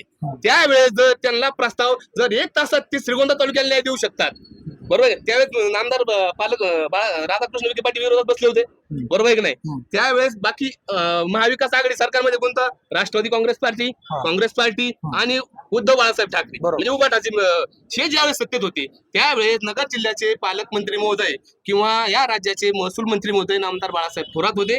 त्यांनी जवळच्याच श्रीगोंदा तालुक्यातील एका गावाला जर तुम्ही 1 तासात कलेक्टर महोदयाला सांगून जागा देता मुस्लिम दफनभूमीला, तर मग आमच्या गावचा प्रस्ताव माननीय सरपंच महोदयांनी दिलेला 4 वर्ष झाले म्हणता, मग ती योजना त्यांनी का मंजूर करून आणली नाही, का जागा दिली नाही? हा एक माझा मुद्दा आहे 1 नंबरचा. दुसरा मुद्दा त्यांनी सांगितला की चुमळ्याच्या याचा रस्त्याचा. मी आज सर्व गावकरी मंडळीत आहे. 3 वर्षापूर्वी महादेवाचा सप्ताह होता, सुदामराव होता. त्यावेळेस माननीय आमदार निलेश लंके साहेब महाविकास आघाडीमध्ये होते, सरकारमध्ये होते. पेपरला रोज बातम्या यायच्या, 128 कोटी आले, 1200 कोटी आले, माननीय अजितदादांच्या माध्यमातून मला पैसे आले. हरकत नाही, त्यांचं कौतुक आहे.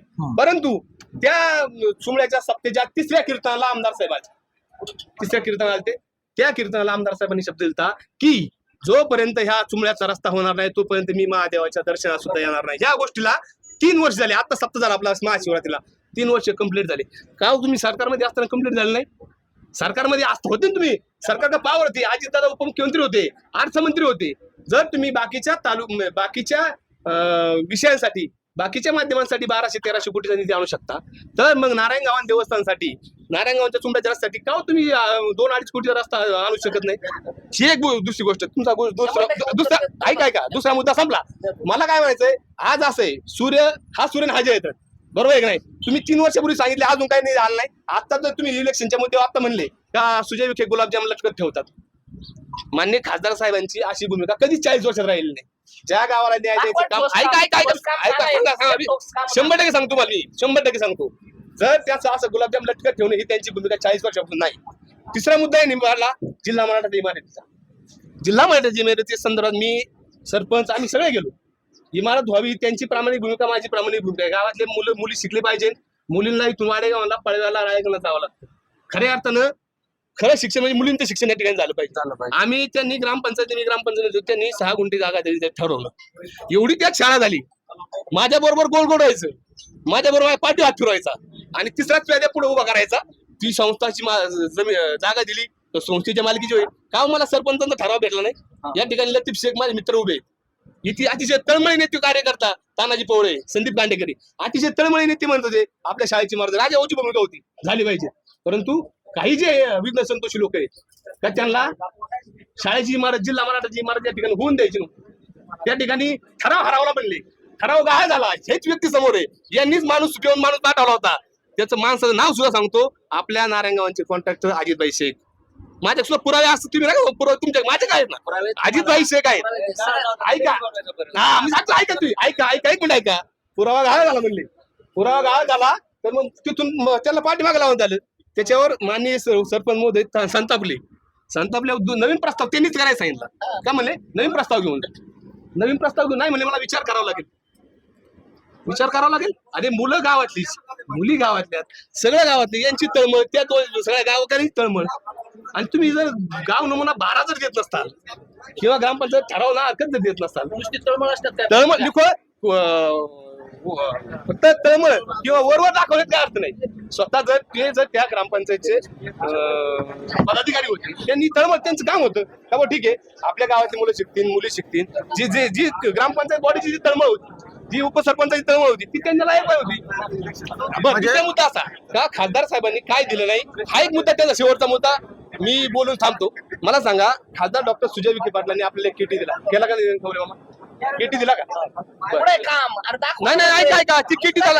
ऐका हो सुजय आपलं राजाभाऊ मला काय म्हणायचंय, मी काय म्हणतो तुम्ही शांतच घ्या ना. तुम्हाला आता मला सांगा डॉक्टर नाही त्याचं काम पूर्ण झालं, ते काम पूर्ण झालं नवले मळ्यातलं. कोणतं काम पूर्ण झालं? नवले मळ्यातलं किती कोण दिला तुम्हाला माहिती आहे का? कोणता किती? नवले मळ्यातलं किती कोण दिला? बर मला सांगा एक मिनिट. नाही ऐका ना, विषय नंबर 2 डॉक्टर सुजय विखे पाटलांनी आपल्याला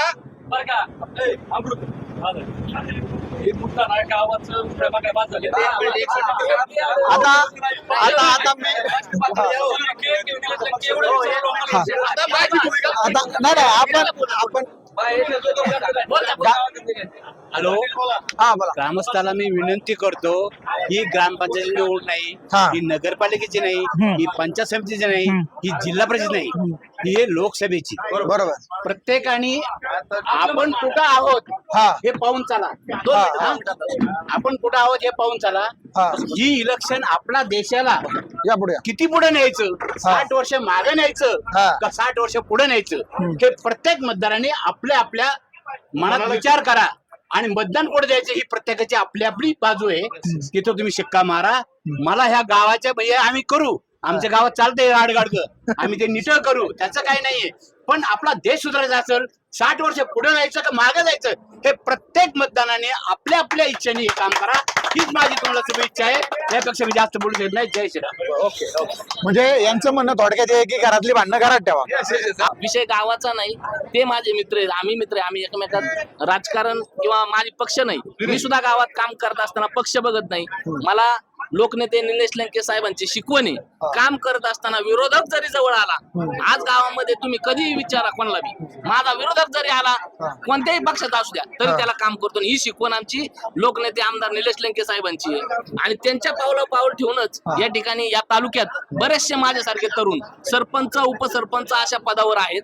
या ठिकाणी मी तुम्हाला सांगायचंय, मुद्दा हाच होता की खासदार साहेबांनी गेल्या 4 वर्षामध्ये 5 वर्षामध्ये जे करायला पाहिजे होतं त्या गोष्टी न करता फक्त इलेक्शन जवळ आल्यानंतर गुलाबजांबू दाखवायचा, लटकट ठेवायचा हा विषय होता. आता माझा प्रश्न वेगळा आहे. माझा प्रश्न आहे, निलेश लंके म्हणतात माझं घर पावसाने गळतंय, याच्यावर बोला. निलेश लंके साहेब जे आहे तो फकीर त्यांनी सांगितलंय.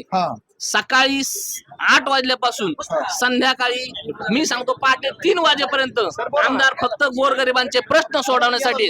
आज एवढ्या माणसांनी देखत मी सांगतो, लोकनेते निलेश लंके साहेबांना एखाद्या गरीबाला फोन करायला सांगा आणि तोच फोन त्या खासदार साहेबांचा द्या. फोन उचलताय बघा, आज इथं या ठिकाणी दाखवा, चला लगेच समोर तुम्हाला डेमो दाखवतो. या ठिकाणी एखादा जर गरीब या ठिकाणी जर तुम्हाला फोन करत असेल, समस्या एखाद्याची आली तर या ठिकाणी तालुक्याचा जो त्यांचा इतिहास आहे निलेश लंके साहेबांचा, हे काय आज आमदार नाही झाले. त्यांनी गेले 10-15 वर्ष हे घासलेत. जनमन पार गोरगरिबापर्यंत डोंगरांनी नेते पोहोचलेत. डोंगरावरचं एकांत घर आहे ना, तिथं सुद्धा लोकनेते निलेश लंके साहेब पोहोचलेत. तुमच्या पक्षाचं राष्ट्रवादी विजन काय आहे? कोणता पक्ष चालणार? तुमची स्ट्रॅटेजी काय? पुढचे 5 वर्ष तुम्ही काय करणार? तुम्ही बीजेपी सांगायचं, राष्ट्रवादी सांगायचं, तुमची लिडरशिप काय आहे? तुमचा राष्ट्रपती पंतप्रधान कोण होणार? तुमचा कोण होणार? झाल्यावर काय अजेंडा आहे? कसं मला ते थोडं सांगा तुम्ही. नाही, तुम्ही म्हणताय ते मान्य आहे, पण सगळी जनता त्याला पुरावा आहे. तुम्ही 5 वर्षात काय करणार? राष्ट्रवादी बीजेपी हे दोघं त्या पक्षात राहतील का नाही, हे पहिला मुद्दा आहे. कारण आता हे कारण सकाळी उठल्याच कळत नाही कोण कुठे गेले. 5 वर्ष अतिशय महत्वाचा विषय माननीय पोपटराव खोले यांनी मांडलेला आहे. ते अतिशय सॉफ्टवेअर इंजिनियर आहेत स्वतः. ऐका, आपल्याला सदस्य नाही निवडायचा जेडपीचा, नाही, बरोबर. आपल्याला पंतप्रधान निवडायचा. बरोबर. इंटरनॅशनल लेवलला इमेज चांगली करायची. तरुणांचा मुद्दा पण लय महत्वाचा आहे. एक नाही का या ठिकाणी अतिशय चांगला मुद्दा या ठिकाणी उपस्थित झालेला आहे. कारण की ही निवडणूक गावकी भावकीची नाही, ही तालुका पंचायतची नाही किंवा जिल्हा परिषदची नाही. ही निवडणूक माझ्या भारत देशाच्या 130 कोटी जनतेचं भवितव्य ठरवणारी निवडणूक आहे. 100%. बरोबर आहे की नाही? 100%. या ठिकाणी अतिशय चांगला मुद्दा का तुमचं बीजेपीचं विजन काय? बरोबर. आज मला सांगा, सन 2019 ला ज्यावेळेस लोकसभेची निवडणूक झाली त्यावेळेस आदरणीय मोदी साहेबांचे 293 सदस्य निवडून आले. 2014 पासून तर 2019 पर्यंत आदरणीय मोदी साहेबांचे काम केलं, जे देशात काम केलं त्या देशातल्या काम केल्यामुळे 2019 ला त्याला 300 पार झाले. बरोबर. 303 सीट बीजेपीला आली. बरोबर आहे की नाही? मग आता 2019 पासून तर 2024 पर्यंत आदरणीय मोदी साहेबांनी आज आपल्या देशाचा क्रमांक 2014 साली होता 11व्या नंबरला. बरं. जागतिक विषयात 11व्या नंबरला होता. 2019 साली तो आपला क्रमांक आला 7व्या स्थानी. बरोबर. म्हणजे आपण लेवल वाढत चालली आपली. तोच 2024 मध्ये आपण आज जागतिक बाजारपेठेत आज आपण 3ऱ्या स्थानावर आहे. हे सर्व लोकांना मीडियावाल्या सगळ्यांना माहिती आहे. मग हे जर काम आदरणीय मोदी साहेबांनी केलं, जे परदेशातील गुंतवणूक जर आपल्या देशात येत असेल, आपल्या राज्यात येत असेल, आपल्या तरुणांच्या हाताला जर काम भेटत असेल, आज हजारो सॉफ्टवेअर इंजिनियर, हजारो कॉम्प्युटर इंजिनियर असे नाहीत. 2014 पूर्वी ज्या वेळेस आदरणीय मनमोहन सिंग साहेबांचं सरकार, महाविकास आघाडी सरकार होतं, त्यावेळेस आर्थिक परिस्थिती, आपला आर्थिक रेशो जो आहे तो 11% होता. बरोबर आहे? तो कमी करत आदरणीय मोदी साहेबांनी आज 30% आणून ठेवलाय. म्हणजे जर आपले मोदी साहेब जर परदेशात गेले तर त्यांचा आदर्श आज जग घेतय. म्हणजे जागतिक व्यापारपेठेने बाजारपेठेने सुद्धा आज मोदी साहेबांना मान्यता दिलेली आहे. मग आपण जर मोदी साहेब आपल्या घरचाच वापर कोरडा असेल किंवा आपण जर आपल्याच माणसाला पुढे जाऊन देत नसेल तर उद्या आपला जागतिक बाजारपेठेत मोदी साहेबांचं ध्येय एवढं आहे की आपला देश म्हणजे आपला 130 कोटी जनता, आज त्या जनतेकडे बाहेरच्या देशातील लोकांनी ताट मान करीत आपला माणूस, सर्वसामान्य माणूस आज जगला पाहिजे. ही आदरणीय मोदी साहेबांची भूमिका आहे. दुसरी गोष्ट अशी की जर औद्योगिकरण देशात आलं, जर बाहेरच्या राज्याच्या कंपन्या आपल्या देशात आल्या तर गुजरात म्हणा, प्रत्येक राज्याचा असू द्या, आज मोदी साहेब म्हणजे प्रत्येक महाराष्ट्रात किंवा गुजरातचे मुख्यमंत्री पंतप्रधान नाहीत, ते आपल्या 130 जनतेचे आज प्रतिनिधी आहेत. त्यांनी जे भूमिका आज देशाचा जो अजेंडा ठेवलाय, देशाच्या प्रत्येक व्यक्तीपर्यंत पोहोचण्याचा त्यांनी प्रयत्न केलाय.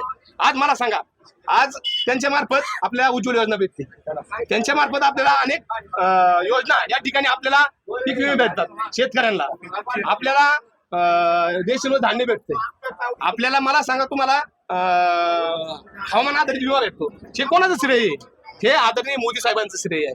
दुसरी गोष्ट, आपल्याला दर वर्षाला 6,000 रुपये आपल्याला मोदी साहेबांनी पीएम किसानच्या मार्फत दिले. 80 लाख जनतेला आज देशातील त्या पीएम किसानच्या, आज गोरगरीब असू द्या, सगळेच लोक पाची बोट हाताची सारखे नाही, समाजात काही ना काही कोणी कोणी गरीब लोक आहेत, त्या लोकांना आदरणीय मोदी साहेबांनी 80 लाख लोकांना आज पीएम किसान मार्फत 2,000 रुपये म्हणजे 6,000 रुपये वर्षाला दिले. त्याच पद्धतीने आदरणीय त्यांच्या विचाराचं सरकार महाराष्ट्रात आहे, महायुती सरकार. त्या महायुती सरकारमध्ये आदरणीय मुख्यमंत्री शिंदे साहेब असतील, दोन्ही उपमुख्यमंत्री असतील, अजितदादा असतील किंवा तुमचे फडणवीस साहेब असतील, त्यांनी आज तेवढीच पैसे त्याच लोकांना आज महाराष्ट्र शासनाने देखील नमो पीएम किसान योजना म्हणजे 12,000 रुपये प्रत्येक तुमच्या आमच्यासारख्या गरीब शेतकऱ्याला आज मिळणार आहेत. नाही, तुमचं ते सगळं मान्य झालं, ते केंद्र लेवलला मान्य झालं, पण यांचं म्हणणं असं आहे ते वरती चाललंय, इथं आपलं काय चाललंय? मला सांगा, आपण चर्चा कोणती करतो? आली हा, तर ते मोदीपर्यंत जाऊ मोदींना शकत फोन नाही. लावायचा का? त्यांचे मोदी नाही, मला काम नाही, मोदी नाही. ऐका काम नाही, हे खासदाराचं काम नाही.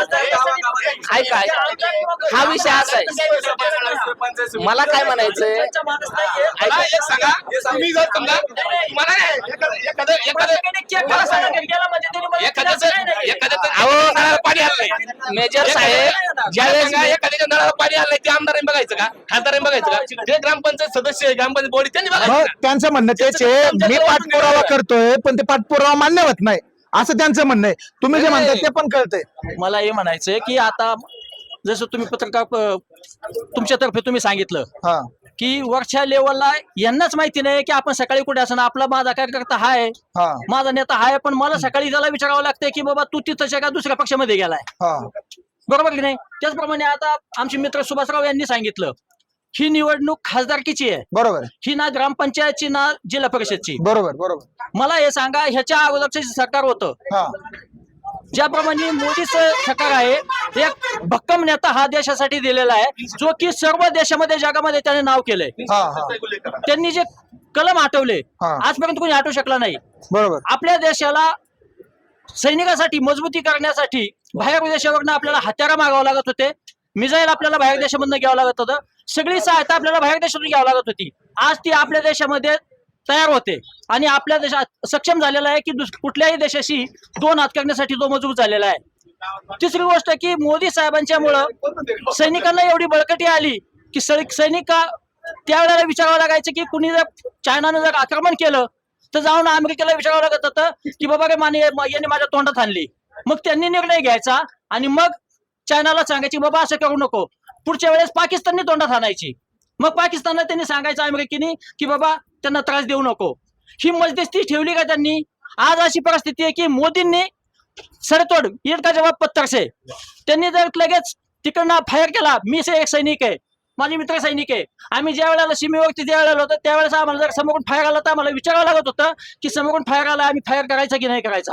आज ती परिस्थिती नाहीये.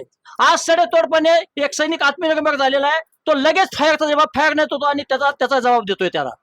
मग असं नेतृत्व तुम्हाला पाहिजे की घरामध्ये केक कापणारे नेतृत्व पाहिजे? त्यासाठी आमचं म्हणणं आहे की सुजय दादा असो किंवा निलेश लंके असो, ह्यापेक्षा आम्ही एक देशाला सक्षम नेतृत्व म्हणून आम्ही मोदी सरकारकडे पाहतो आणि म्हणूनच आम्ही सुजय विखे यांना पाठिंबा देतोय. राजकारणाचे वाटोळे केले ना हे भाजप सरकारने केले,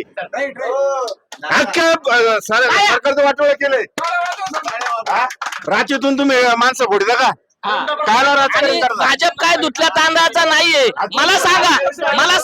मला सांगा नाही नोकरदार वर्ग आज जरी भाजप करीत असन तर आमच्या सारख्या गोरगरीब शेतकऱ्यांना काय करायचं? आहे का आमच्या कांद्याला बाजार? आहे का आमच्या दुधाला बाजार? मला एक सांगा नाही 2 मिनिटं कोणी आणला? मोदी यासाठी का सरकारसाठी?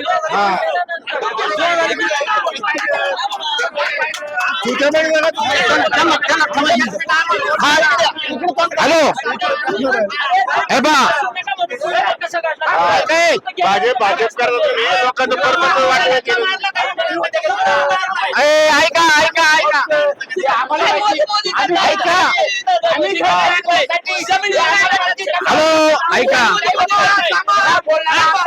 हॅलो ऐका ऐका मोदींनी फक्त 400 पार येणार आहे तुम्हाला हे माहिती. 400 किलो आरडीएक्स कुठून आले हे कुठून माहिती आहे?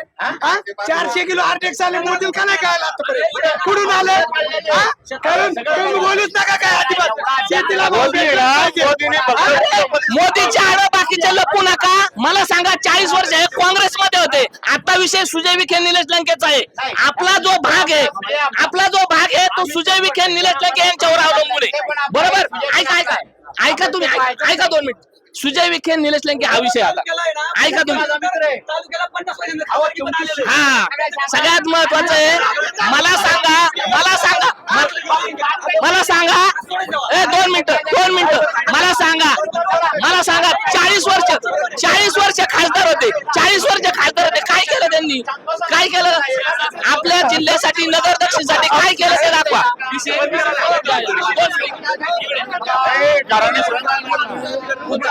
जरा शांती घ्या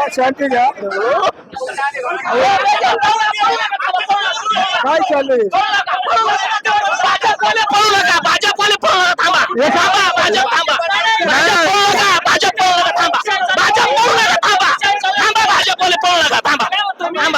मला काय म्हणायचं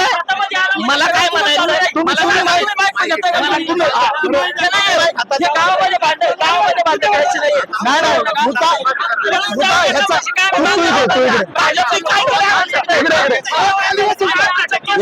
तुझा मुद्दा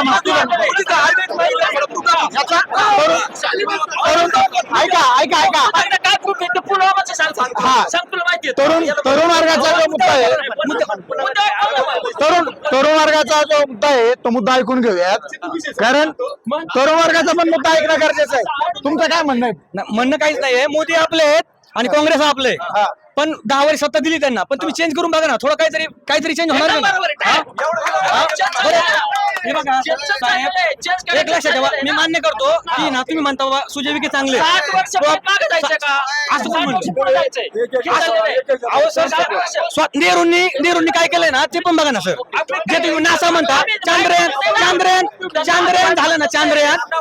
नासा होतं ना. नासा चांद्रयानच्या आधी नासावरती ना बाकीचे लोक गेलेत का नाही? ते काँग्रेसच्या काळात झाले का नाही? तो पण विचार करा ना तुम्ही. आणि 2 मिनिटं काय झालंय सगळ्यांनी शांतता आहे का? असा विषय जे भाजपचा मोदी साहेबांना आम्ही वाईट म्हणत नाही. पण मोदींच्या नावाखाली जे गुंड आहेत ते पोसायला नको. लक्षात घ्या. 30-40 वर्ष हे खासदार होते. दुसरं कोण होतं खासदार? मला सांगा. यांनी काय केलं आपल्या विभागासाठी ते दाखवा. ठोस भूमिका. पण मी सांगतो तुम्हाला, आपल्याला सगळ्यांना आश्वासन दिलं जातं. पाटाच्या वरच्या भागाला आश्वासन दिलं जातं आम्ही तुम्हाला पाणी देऊ. दरवेळेस आलं का तोच मुद्दा. आणि तुम्ही जर तो मुद्दा फक्त इलेक्शन साठी जर वापरणार असतात आणि मला सांगा बिंबे धरण माणिकडो हा विषय त्यांनी प्रत्येक इलेक्शनला मांडलाय. तुम्ही लक्षात घ्या. आपल्यासारखे तरुण आपल्यासारख्या गोरगरिबांना टायमाला फक्त गुलाबजाम दाखवतात आणि आपल्याला फक्त हे करतात. मला सांगा पहिले काँग्रेसमध्ये होते त्यावेळेस सुद्धा खासदार विखे पाटलांच होते. बरोबर? त्यावेळेस भाजप बेकार होता आणि आता भाजपमध्ये आले मग काँग्रेस बेकार. तुमचे मुद्दे काय होतं ग्रामीण भागामध्ये ना जे मूलभूत प्रश्न आहेत ना ग्रामीण भागामध्ये रोजगार कशा पद्धतीचा आहे, दूध उत्पादन या पद्धतीचा आहे. ऐकून तरुणांचा मुद्दा आहे का थोडासा? ग्रामीण भागामध्ये जो रोजगार आहे तो कशा पद्धतीचा आहे. दूध ते मुलांचं आहे. एक मिनिट. दूध इथं स्थानिक पातळीवर काय परिस्थिती आहे. दूध उत्पादक शेतकरी आहे, कांदा उत्पादक शेतकरी आहे. तुझे पण वडील कांदा उत्पादक आहे. आज काय तुमच्या आहे ना नॅशनल लेवलला तुमची प्रतिमा उजळत चालली. पण स्थानिक पातळीवर शेतकऱ्यांना आत्महत्या करायची वेळ आलेली आहे. एकदम बरोबर. आत्महत्या आमचे आई वडील सगळे शेतकरी आहेत. याच्यावर तुम्ही याच्यावर काहीतरी तोडगा काढला पाहिजे. याच्यावर काही तोडगा नाही.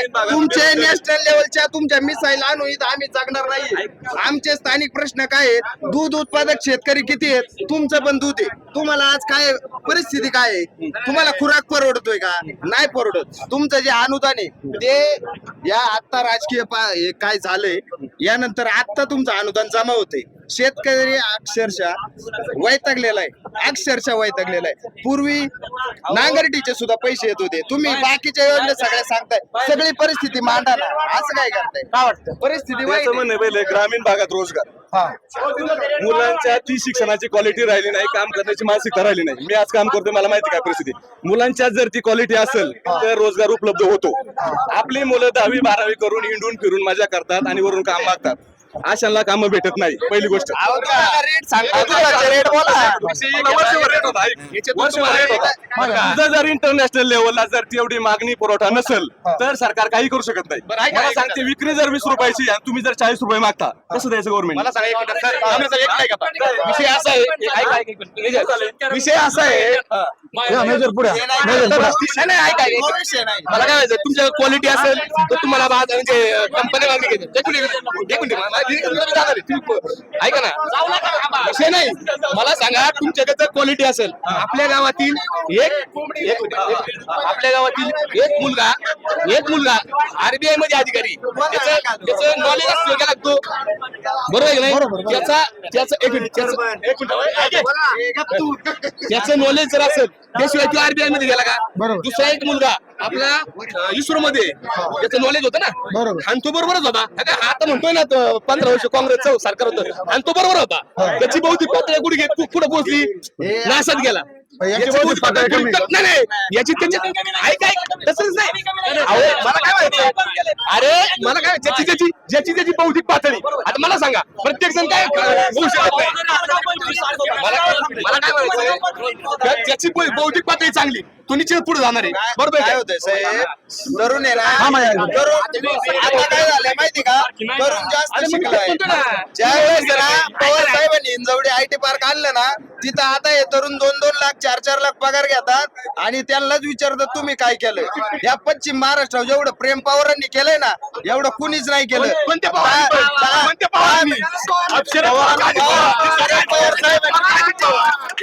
रांजणगाव MIDC आपल्याला अर्धा तासामध्ये सुपा MIDC सुद्धा आहे. असं काही नाही. हॅलो, हे बघा, तुम्ही आता गावगाड्या बांधणं कमी करा. जो ऐकून घ्या तुम्ही पण, जो कांद्याला शेतकऱ्याला भाव देईल, तो दुधाला भाव देईल, त्याला आम्ही मतदान करा. तो दुधाला आणि उसाला भाव देईल, तो तुमचं ना नॅशनल पातळीवर चांगलं उतरू द्या आणि शेतकरी अख्खा गावातलं मरले मिटून घ्या. बोला कोण कांद्याला बाजार देईन काय वाटतं तुम्हाला? लंके सरकार की विखे सरकार? मी स्पष्ट होतो, मी पण एक माजी सैनिक आहे. हा ठीक आहे, पण मी शेतकरी कुटुंबातला आहे. हा मी मोदीला मानणार आहे. मला एवढं पण माहिती आहे, मोदी सरकारच केंद्र देणार आहे. पण मोदीच्या नावाखाली जे आता भाकरी भासतात यांनी ते बंद करावा. मोदी म्हणून बाकीच्यांनी पण कारण लंकेला तुम्ही एक फोन करा. मी पण लंकेला मानणारा नव्हतो. मी मागच्या वेळेस पण बीजेपीलाच मतदान केलेलं आहे. का तर माझी सैनिक म्हणून. पण ह्या वेळेस लंकेल्यासाठी मतदान करणार आहे. त्या माणसाला कधी कॉल करा, तो तुमच्यासाठी उभा राहणार. आम्ही सुजय विखेला फोन करू शकत नाही.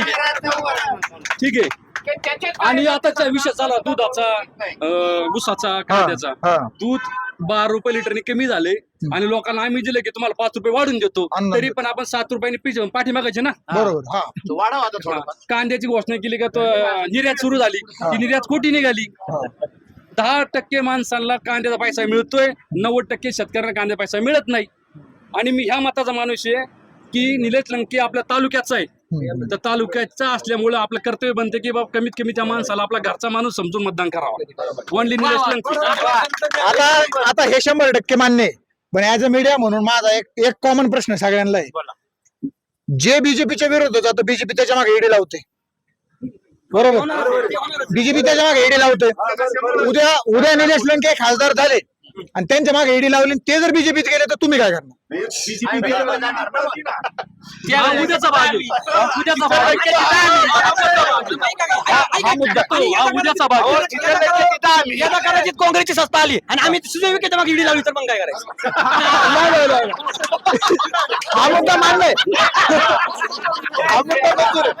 पण सुजय विखेंच्या मागे विडे लागू अगर नाही लागू ते शेवटी बीजेपीला राहिले. तुम्ही म्हणताय वरती बीजेपी सरकारचा विषय हा मान्य आहे.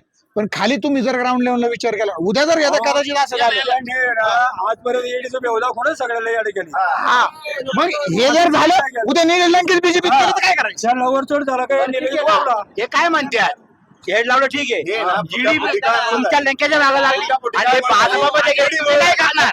या भाजपमुळे झाली ईडीमुळे झाली हा. आणि जी चुरटी होती का ती भाजपमध्ये गेली ईडी पळून गेली. आणि भाजपने पक्षात वाद लावले, घरं फोडली आणि आता ग्रामीण भागात सुद्धा घरं फोडायला आले. एवढी बेकार परिस्थिती वरच खाली चालले आता राजकारण. वरच्यांचाच आदर्श खालचे घेते. लोक सुज्ञ मतदान आहेत, सुज्ञ मतदान आहे. ती कोणाला मतदान करणार हे त्यांना माहिती चांगलं. आज एवढा मोठा म्हातारा माणूस शरद पवार त्याचा सक्का पुतण्या फोडा का फोडा? ईडीमुळे फोडा. पुतण्या फुटला तो नाही फुटला तो नाही फुटला. सगळ्यांना आपलं आपलं मत वाटतं. तो का फुटला मग? तुम्ही म्हणलं ना का फुटलं मग? स्वावलंब प्रत्येकाला आपलं आपलं वर्चस्व पाहिजे ना. असं कसं? अरे तू कवर तुझा अर्ज करणार? येडी काय जिंबडी काय? तुम्ही बावळ झाले येडी. हे काही नाहीये. तुमच्या डोक्यामध्ये भ्रम भरलेला आहे. ईडी नाही बिडी नाही. त्यांनी पुढे चुकीची कामं केल्यात. त्यांनी चुकीची कामं केल्यात. त्यांना ईडी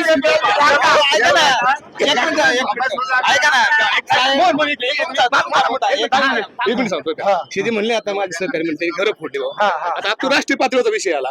घरं फोडली बाबा याचं घर फोडलं त्याचं फोडलं. आदरणीय शरद पवार साहेब राष्ट्रवादी काँग्रेसचे संस्थापक आहेत, बरोबर आहे की नाही? स्वर्गीय गोपीनाथ मुंडे साहेब यांचं घर फोडण्याचा प्रयत्न कोणी केला हे सगळ्या जनतेला माहिती आहे. सन्माननीय हिंदू सम्राट बाळासाहेब ठाकरेंचं घर फोडण्याचं काम कोणी केलं? बरोबर. एक सन्माननीय एकनाथ खडसे साहेबांचं घर फोडण्याचं काम केलं हे सगळ्या जनतेला माहिती आहे. त्याच्यामुळे जनता सुज्ञ आहे. त्याच्यामुळे ज्यांनी खऱ्यात ते घर फोडण्याचे काम केलं आज तेच म्हणतात ईडी लावली ऐकलं घेतलं. ईडी लावली हा शरद पवार हे शरद पवार ज्यावेळी कोणते मंत्री होते? कृषी मंत्री. मी आतापर्यंत काय केलं ते तुम्हाला सांगा. त्यांच्याबद्दल बोला. गावात काय काय केलं? माझा मुद्दा हा आहे.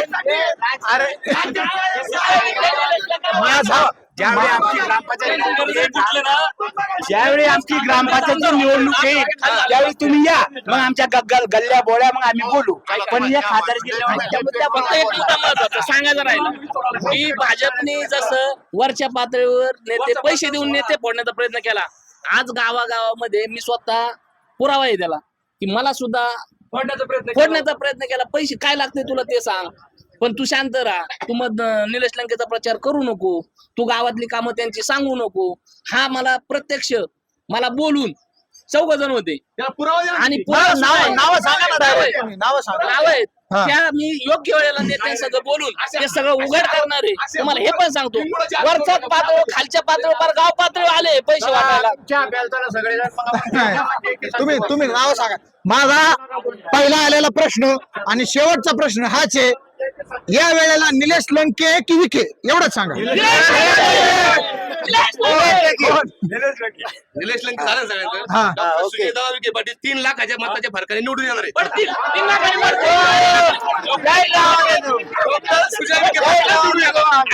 आणि बरं का हे गेल्या 4 तारखेला सगळ्या देशाला दिसणार आहे. माझं एक आव्हान आहे, या न्यूज चॅनल आव्हान आहे, 4 तारखेला गावामध्ये या आणि जल्लोष बघा. किती ह्यांचं म्हणणं काय म्हणले आता? 3 लाख मतं पडतील फक्त. कोणाला? विकेलला ते बी पडले तर पडतील. या गावचा इतिहास आहे, या गावचा इतिहास आहे. मागच्या ज्या आमदारकीचं इलेक्शन झालं सगळेजण म्हणत होते निलेश लंके गुंड, पण गावाने दाखवून दिलं. गावातून 550चं लीड होतं. जवळजवळ 1000 मतदान निलेश लंकेला या गावातून झालेलं आहे. टोटल मतदान 1400 होतं आणि आपल्या गावामध्ये त्यामध्ये आता फक्त विषय एवढाच होता. ऐका आता विषय एवढाच होता. आम्ही अपशब्द वापरत नाही, उलट आमच्या अपशब्द येतात निलेश लंके गुंड, तरी आम्ही सहन करतोय पण हे तुम्हाला आता विषय एवढाच आहे फक्त निलेश लंके का सुजय विखे या ठिकाणी गोर गरीब जनतेच्या सुखदुःखात तुम्ही म्हणता केक कापायला न्याला, हे झालं तुमचं बोलणं. तुम्ही नोकरदार वर्ग त्याला पण मोठं मन लागतं. आणि आता माझ्या मित्रांना मी सांगतो की आता फोन लावा ते उचलतील, नाही तुम्ही तरी सुजय विखेला लावा. तुम्ही सुजय विखेला लावा, मी निलेश लंके. 2019 ची लोकसभेची निवडणूक झाली का त्यावेळेस आपल्या राळेगण सिद्धिकानात 18 गाव आहेत. त्या 18 गावांमध्ये डॉक्टर सुजय विखे पाटलांना 450 मताचं लीड नारायणगावच्या सुज्ञ जनतेने दिलेलं आहे. त्याच्यामुळे हे जरी म्हणत असेल लोक विधानसभेत दिलं तर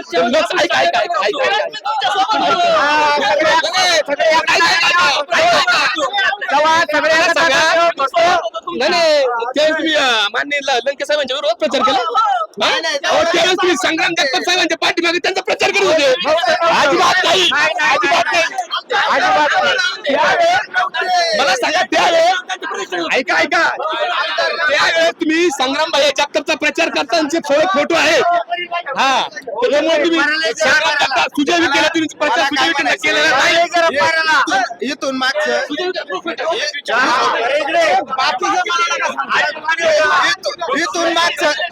इथून मागचं राजकारण सोडून द्या.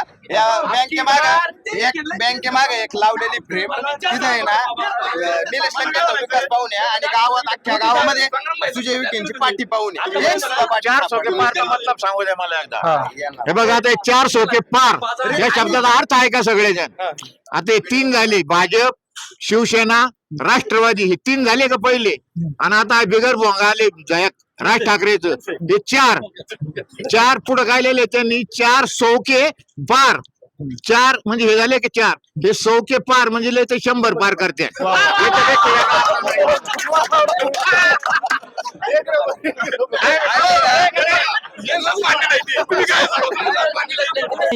आता आमदार व्हायचं खासदार व्हायचं म्हणलं निधी लागणारच. आणि कोणता खासदार आमदार आहे साधा नगरसेवक कोट्यानी प्रॉपर्टी. आता 10 एकर जमीन असेल त्याची प्रॉपर्टी कोट्यानी होती सध्या मार्केटमध्ये.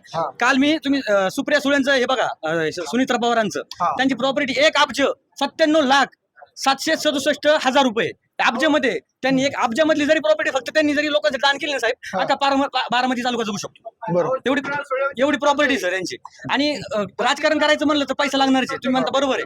आणि लंकेंचा हा मान्य पैसा असेल त्यांच्या घर काय त्यांच्या मनामध्ये त्यांच्या घरी ना सगळं. काल एका शेतकऱ्याने पट्टी आणून दिली कांद्याची 1 लाख रुपये माझ्या देखत. एका गरीब माझ्या गावातला एक गरीब काम करणारा माणूस आहे, त्यांनी 1 दिवसाचा रोज दिलाय 500 रुपये. ते पण मनी ऑर्डरने. तेव्हा माझं नाव नका येऊन देऊ, मनी ऑर्डरने पाठवले 500 रुपये. माग म्हणजे जनता नेते स्वतः म्हणतात की माझी यंत्रणा रात्रीची चालते, बरोबर. पण त्यांचे जे एकदम जवळचे सहकारी विजू भावटी एकदा भाषण करताना म्हणले यांची रात्री यंत्रणा कुठं चालते हे मला माहिती आहे. याच्यावर काय म्हणणं तुमचं? आता आमदार लोकनेते निलेश लंके साहेब हे इतक्या उंचीवर गेलेत की त्यांनी या अशा छोट्या माणसांसाठी बोलणं एकदम टाळलेलं आहे. आम्ही सुद्धा टाळतो, आम्ही सुद्धा टाळतो. एवढे पात्रता नाहीये बोलायचं. प्रत्येक नाण्याला 2 बाजू असतात. चांगला प्रचार झाला ना तिथं वाईट कडून तरी होतं होणारच आहे. आता यांची पोळी नाही भाजत, त्यांना नाही काही भेटत. त्यामुळे आता मला सांगा 1 वर्ष जर नगराध्यक्ष पद दिलं तर 5 वर्षच पाहिजे का? अरे थांब ना जरा, बाकीच्यांना पण आहे. पण मला नगराध्यक्ष पदावरून काढलं लगेच मी तुझ्या विरोधात. अरे भाऊ मला तर त्याविषयी बोलायचंच नाही. त्यांची उंची एवढी नाहीये आणि निलेश लंके साहेब तर त्या विषयी बोलणार पण नाहीत, कारण ते ह्या माणसाची एवढी पात्रता नाही. निलेश लंकेची उंची खूप मोठी आहे, त्यामुळं एवढ्या छोट्या मोठ्या गोष्टी आम्ही सुद्धा ध्यान देत नाही. आता दोन्ही पण उमेदवार आहे, खासदार पदाला दोन्ही बी उमेदवार उभे आहेत. दोन्ही उमेदवारांवर अशी वेळ आली की सभा चालू असताना कार्यकर्त्यांना थांबवायची वेळ आली माईक हातात घेऊन. याच्यावरती पहिला आपण निलेश लंकेंबद्दल बोलू, नंतर विखेंबद्दल बोलू. उन्हाळ्याचे दिवस आहेत, लोकांना शेतामध्ये काम आहेत, लोकांना होईल तेवढा वेळ लोक ऍडजस्ट करून येता येते. आणि जास्त लांब सभा असेल असं काही नाहीये. लोकांच्या मनामध्ये लंके साहेब आहेत ते तुम्हाला 4 तारखेनंतर दिसून जाईल. सभांना गर्दी का नव्हती, लोकांनी मतदानाचं एवढं भोग का आला. आता हे बोलले तुम्ही लंकेंबद्दल, आता विखेंना तेच वेळ आली. ऐकायचं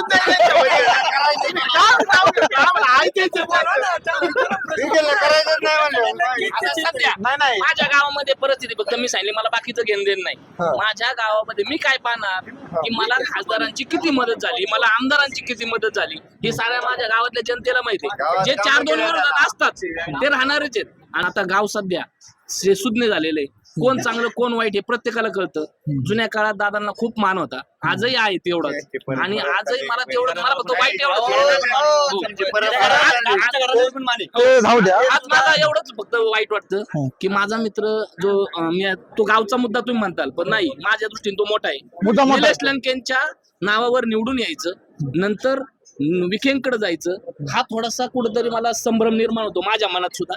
आणि ते बरोबर नाहीये, असंच माझं एवढं म्हणणं आहे. का आपण पोळी भाजण्यासाठी एकाकडे जायचं, परत त्याच्यावर कालवण घेण्यासाठी दुसरीकडे जायचं, परत त्याच्यावर तूप वाटायसाठी परत तिसरीकडे जायचं, हे बरोबर नाहीये. सांगायचं तात्पर्य एवढंच आहे, आपल्या भारत स्वतंत्र झाल्यानंतर पारनेर तालुक्याला पहिल्यांदा खासदारकी पद आलेलं आहे सर. त्यामुळे त्याचा फायदा घेतला पाहिजे जनतेने. वाईट आणि चांगलं काही बघायचं नाही त्यामध्ये. निलेश लंके चांगला माणूस आहे, कामाचा माणूस आहे, आणि तो कधी हक्काने कामाला येणार. तर हे होतं तरुणांचं मत. आणि